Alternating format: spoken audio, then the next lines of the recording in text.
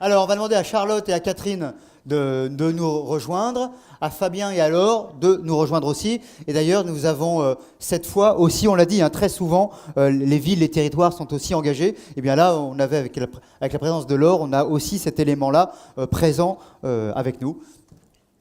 Donc merci à vous quatre.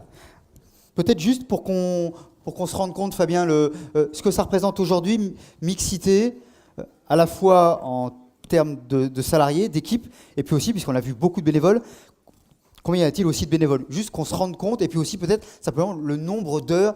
Je sais que c'est que des chiffres, et que derrière, il y a plein d'autres choses, mais c'est quand même important d'avoir un petit peu une idée de ce que tout ça représente. Oui, tout à fait, Serge. À l'heure actuelle, on accueille 100 jeunes dans la semaine, du lundi au samedi, et également pendant toutes les vacances scolaires.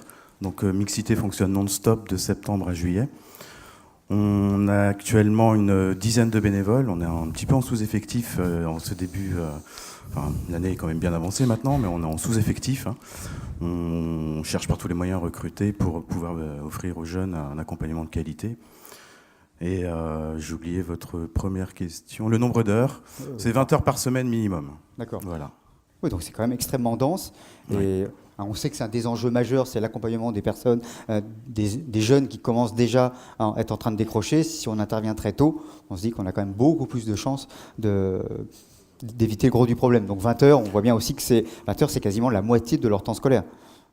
C'est la moitié de leur temps scolaire, c'est pas 20 heures par jeune, par contre. Oui, ils sont plusieurs. Ouais. Heureusement, parce que déjà pour certains, c'est lourd. Quand on est en 6e et qu'on vient 2 fois par semaine, ça fait 5 à 6 heures par semaine. Ouais. C'est déjà beaucoup. Et, je trouve qu'ils ont du mérite, ils sont en difficulté. Les conditions ne sont pas tout le temps favorables dans l'environnement proche. Et en plus, ils viennent travailler 3 heures après une journée d'école où des fois, ça ne se passe pas très bien. Donc je trouve qu'ils ont quand même du mérite, arriver avec le sourire. Et en plus, ils sont mignons. Ah, vous en aviez un qui était extraordinaire, qui racontait tout, d'ailleurs avec un discours assez charpenté, avec même un vocabulaire assez élevé et tout, qui était même presque en décalage par rapport à la situation sans doute qu'il pouvait connaître, quoi. Oui, en plus, on lui a rien demandé avant, donc oui. C'était vraiment spontané. C'est très fort. Alors, on a bien vu, l'association, votre initiative est extrêmement récente, et en même temps, le bailleur qui est là depuis très très longtemps, la rencontre a l'air de cette fête... je dirais presque d'évidence, c'est pas, vous cherchiez pas d'un côté ou ainsi de suite.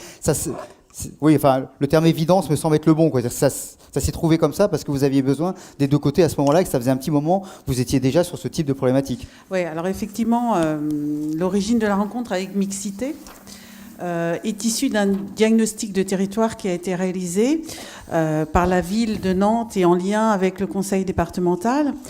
Ce diagnostic, on l'a affiné avec la ville de Nantes pour aboutir effectivement à une stratégie d'action sur notre territoire du quartier du Ranzay.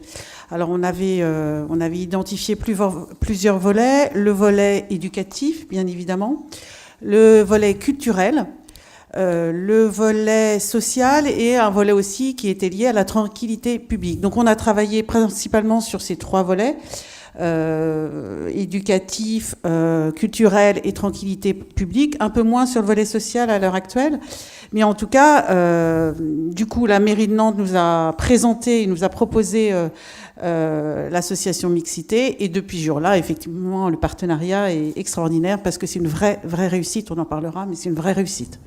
Ce qui est intéressant alors, c'est que la ville vous propose, mais elle ne se dégage pas en disant maintenant on vous a trouvé une assoce, vous vous débrouillez. C'est un ménage à 3, quoi. Oui, qui se passe bien, mais parce que chacun a son autonomie dans ce ménage à 3. Non, c'est un vrai travail partenarial et on en parlera, mais nous on intervient plus sur un volet communication, faire parler l'association, la faire connaître, tout en laissant toute son autonomie d'intervention. On n'est pas du tout... on n'intervient pas dans comment ça se passe à l'intérieur, qu'est-ce qu'ils font. Voilà, ils ont une totale autonomie parce qu'une réelle expertise. Et Laure Fayolle, vous, comment l'intervention au quotidien, comment ça se passe ? Donc, ce qui est important de dire, c'est que pour aboutir quand même à l'intervention de mixité sur le quartier, on a travaillé déjà en partenariat pendant 2 ans et demi pour élaborer un véritable projet de territoire, y compris avec du coup les différentes directions de la ville de Nantes.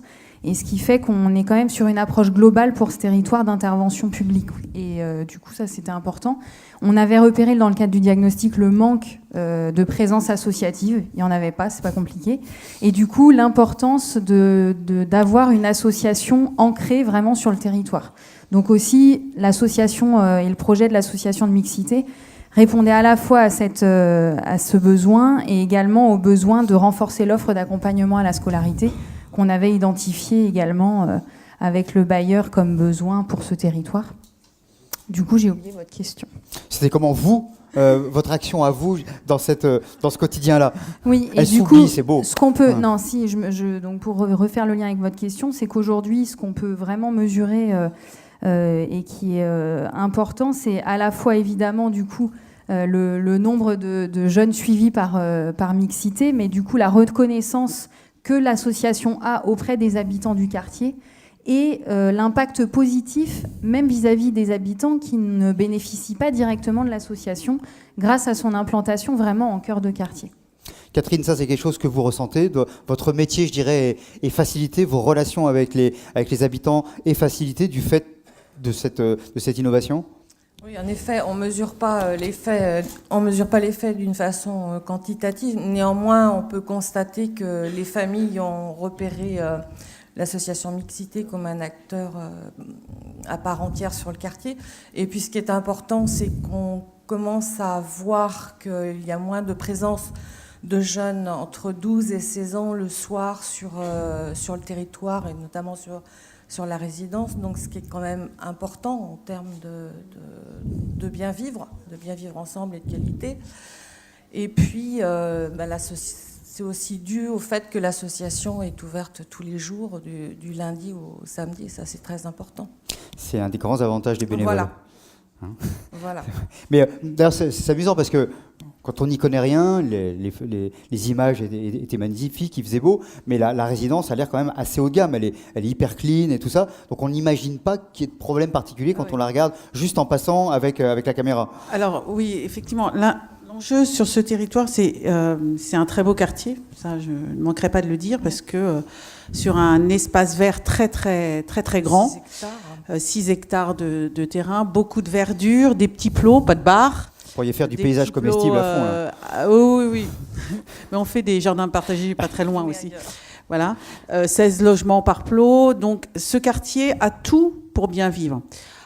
Très bien placé, proche des transports en commun, du tram, des bus, enfin proche de l'Erdre, enfin ceux qui connaissent Nantes, voilà, c'est plutôt très bien placé.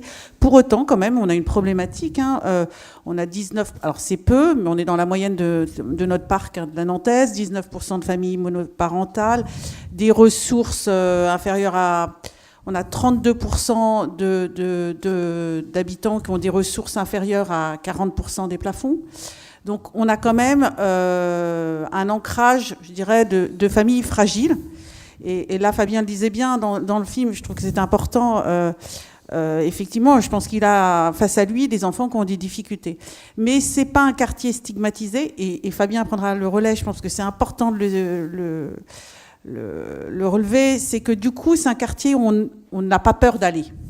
Et donc ce quartier accueille aussi, et ça je laisserai la parole à Fabien parce qu'il faut qu'il en parle, c'est très important, accueille des enfants d'autres quartiers, de plusieurs lycées, d'autres quartiers, et on crée la mixité à l'intérieur de l'association. Je vais un peu te laisser la parole, Fabien. C'est même une double mixité parce que donc, vous accueillez des jeunes issus d'ailleurs qui se rencontrent là, mais je présume qu'aussi les bénévoles ne viennent pas du quartier, ou en tout cas une grande partie ne viennent pas du quartier. L'année dernière, nous avions 2 locataires de la résidence en tant que bénévoles, qui n'ont pas pu continuer cette année pour des raisons professionnelles. Effectivement, Mixité permet cette possibilité aux jeunes d'autres quartiers de venir sur le secteur du Ranzay pour bénéficier d'un accompagnement. C'est-à-dire qu'on n'a aucune condition pour inscrire les enfants. La seule condition, c'est d'être motivé pour travailler. À partir de là, effectivement, on a plus d'enfants du Ranzay. 35% de notre effectif, c'est du Ranzay. Mais on n'accueille pas que des jeunes du Ranzay. C'est-à-dire que les 2 tiers viennent d'ailleurs. C'était un objectif de l'association, c'était d'ouvrir le quartier aux jeunes, extérieurs au quartier, et que les jeunes qui gravitent autour puissent venir dans le quartier pour se dire tiens, viens, je vais au Ranzay, tu vas faire quoi ? Je vais bosser.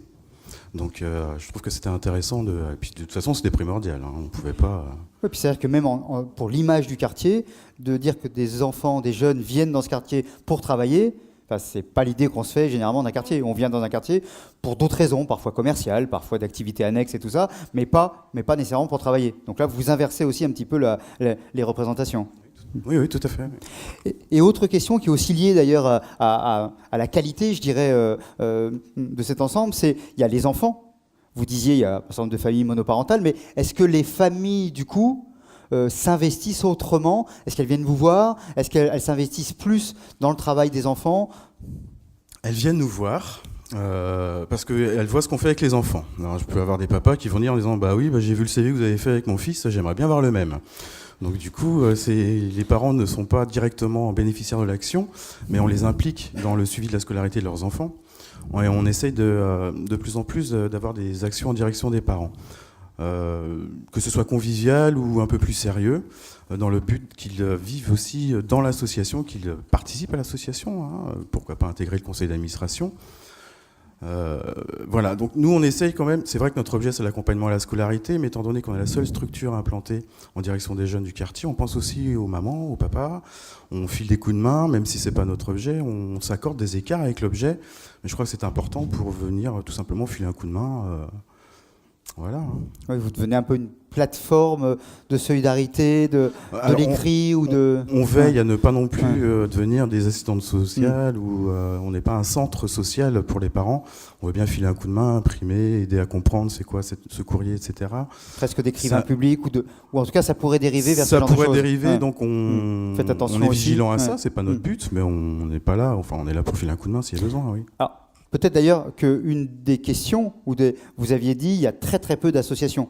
Est-ce que du coup, ça a généré, comme dans le cas précédent, hein, dans le 13e, on voit que ça avait généré plus d'associations, est-ce que du coup, ça a généré la création d'autres associations? Et je pensais justement autour de ces problématiques administratives, d'écrivains publics, autre chose comme ça, est-ce que ça a créé quelque chose ou pas spécialement? Non, par contre, on revient toujours à notre diagnostic de territoire hein, et à notre projet de quartier, et sur lesquels on avait quand même deux volets principaux qu'on a souhaité travailler, qui étaient le volet éducatif avec mixité, et puis aussi le volet culturel, toujours à l'attention majoritairement des jeunes. Et aujourd'hui, ce qui est intéressant justement, c'est que donc il y a une autre présence d'associations qui s'appelle Pâques la Lune, qui couvre le volet culturel, alors en faisant des ateliers de lecture. Pour réinvestir les parties communes dans les halls des immeubles, mais aussi une bibliothèque itinérante hein, qui a du portage de livres, plutôt pour les personnes âgées qui peuvent moins se déplacer. Et demain, le projet que Mixité a avec Pâques la Lune, et sur lequel, bien évidemment, la Nantaise adhère à 100% et même souhaite porter, hein, peut-être demain en projet de fonds d'innovation. Exactement, je fais déjà de la pub. C'est un projet qui allie le culturel à l'éducatif, et notamment pour les jeunes de mixité. Voilà. Et là, je pense que la boucle est bouclée et qu'on a vraiment un travail qui est sur le long terme. Parce que pour moi, l'action innovante ou l'action sociale, c'est pas un one-shot. C'est vraiment du travail dans la durée. Et aujourd'hui, nous, en tant que bailleurs, on soutiendra Mixité, quoi qu'il arrive, au-delà des financements du FIS, hein, bien évidemment. On souhaite continuer à apporter cette association.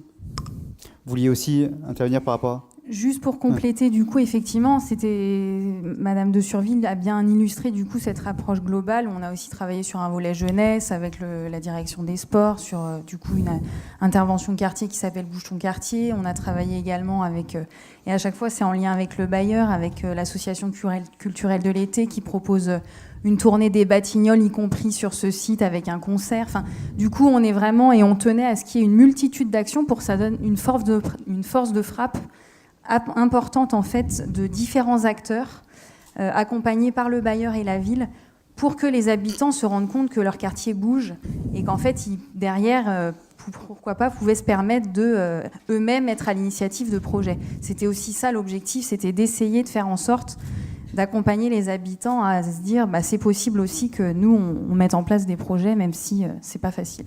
Là aussi c'est une transformation justement des représentations. Mais on a parlé des bailleurs, on a parlé de la ville, il y a un acteur dont on n'a pas parlé, ça s'appelle l'Éducation nationale. Ça, c'est par hasard qu'on n'en a pas parlé ou... Non, c'est vrai qu'on aurait pu les inviter, hein, mais on a de très bonnes relations avec les collèges et les lycées du secteur. On en connaissait certains en fait avant de venir s'y établir. En plus, il y avait des anciens profs. On a des bénévoles qui sont retraités de l'Éducation nationale, notre secrétaire, notre trésorière font partie de l'Éducation nationale. Donc on a de très bonnes relations. On n'est sur aucune liste, ni blanche ni noire, donc on peut fonctionner avec eux en bonne intelligence. Et voilà, de toute façon, c'est indispensable d'avoir des liens avec l'école, comme il est indispensable d'avoir des liens avec les parents. À propos de lien avec les parents, dans le petit film, à un moment donné, vous dites 10 € par an, quel que soit le nombre d'enfants. Exactement. Voilà. Et c'est évidemment symbolique, mais c'est pas que symbolique. Enfin, je veux dire, c'est pas pour rien que vous le faites. Non, c'est une cotisation, comme toute association. Toutes les activités sont gratuites. Alors, la participation, elle est symbolique, mais elle marque l'engagement de la famille dans le projet. C'est-à-dire qu'on a une charte de fonctionnement que les parents et les jeunes s'engagent à respecter. Et donc, ils la signent au moment d'inscription. C'est important parce que ça fixe les règles du jeu. Et 10 €, oui, parfois ça peut être beaucoup, mais parfois c'est rien. C'est pas la quantité en fait qui compte. C'est vraiment le geste de j'adhère au projet en fait. Et ça, je trouvais que c'est assez symbolique justement du fait que c'est un droit, mais c'est aussi des devoirs, ce qui est le cas de le dire, puisque c'est pour préparer l'école, donc c'est aussi des devoirs. Et c'était intéressant, je trouvais, cette notion justement, je fais aussi des efforts. Et sans doute que ça aussi, ça doit rejaillir d'une manière ou d'une autre sur la qualité de vie, sur vos relations avec les habitants. C'est surtout dans le cadre de la prévention de la délinquance où ces jeunes qui fréquentent mixité, on ne les voit pas le soir, ils s'intéressent à autre chose qu'à faire des bêtises sur le quartier, ça leur ouvre l'esprit, ça leur a permis d'aller aussi à certains endroits où ils ne seraient jamais allés avec leurs parents, et puis de rencontrer d'autres jeunes de d'autres quartiers, d'avoir une ouverture, parce qu'on se rend compte sur des sites, là il y a 265 logements, mais quand même sur un grand espace où les locataires ont tendance à rester sur leur quartier, à ne pas sortir. Et ça c'est problématique, qu'il n'y ait pas une vision globale de la ville, de ce qui s'y passe. Et de voir d'autres personnes de d'autres quartiers, je trouve que c'est très très important. Absolument, de merci voir beaucoup. Ce qui se passe. Mais en tout cas, on peut les applaudir. Donc on va faire la photo de famille.